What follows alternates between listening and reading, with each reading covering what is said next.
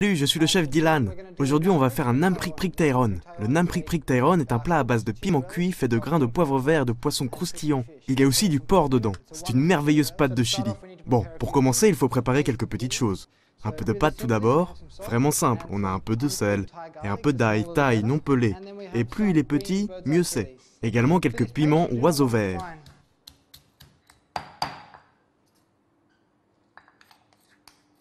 Pour la pâte, pas besoin qu'elle soit finement battue, juste assez, mais belle. La seconde pâte est un peu plus complexe avec beaucoup plus d'ingrédients. On commence encore une fois par du sel. Ensuite, l'ail thaïlandais.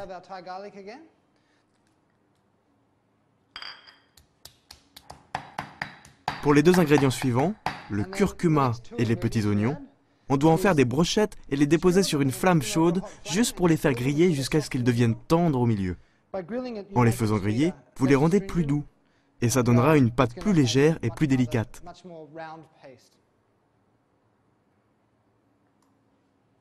On va les piler assez facilement. Ok. Ensuite, on a cette jeune gousse de tamarin. Elle est normalement de couleur brune à l'extérieur. Je vais l'écraser jusqu'à ce qu'elle devienne verte. Bon, il nous en faut juste un bout. C'est assez dur, donc il faut vraiment bien l'écraser. Ensuite, on a le plat grop. Plat grop est un poisson d'eau douce séché. Il vous en faut, parce que ça va donner un vrai goût de terroir enivrant à votre plat. Ensuite, il vous faut des crevettes séchées de très bonne qualité. Si elles ne sont pas terribles, passez-les juste à l'eau. Ensuite, il nous faut du gapi. Combien on en met? Environ une cuillerée à soupe. Ensuite, on rajoute quelques petits piments rouges et verts, du prikinou, de petits piments ronds. Les petits sont très épicés et vont donner plus de force au goût, tandis que les plus grands donneront plus de parfum. La dernière chose qu'on ajoute, ce sont ces grains de poivre vert frais qui ont été cueillis et rincés. Vous en mettez une demi ou une cuillerée à café, et puis écrasez-les. Ok, bon, on a notre wok ici, et notre gras de porc, la graisse de porc fondue.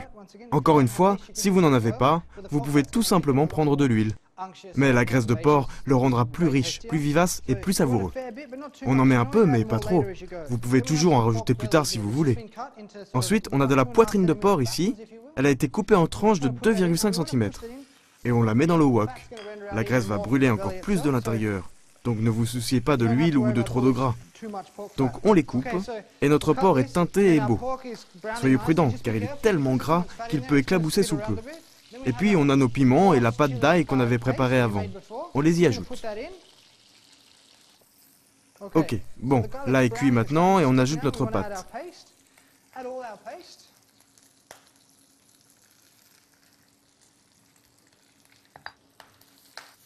Et maintenant on va goûter. Un peu de jus de tamarin pour plus d'acidité, qui lui donne un genre de goût de prune.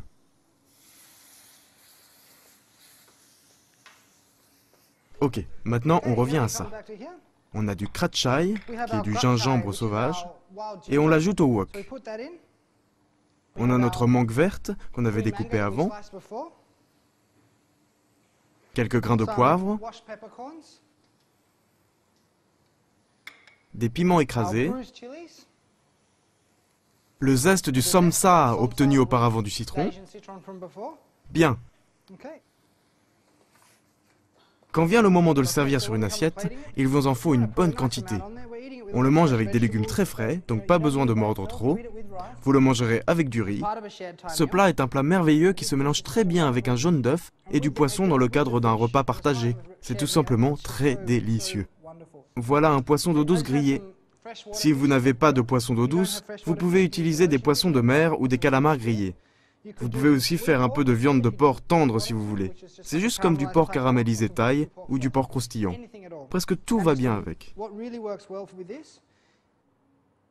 Saupoudrez un peu avec du somsa sur le dessus.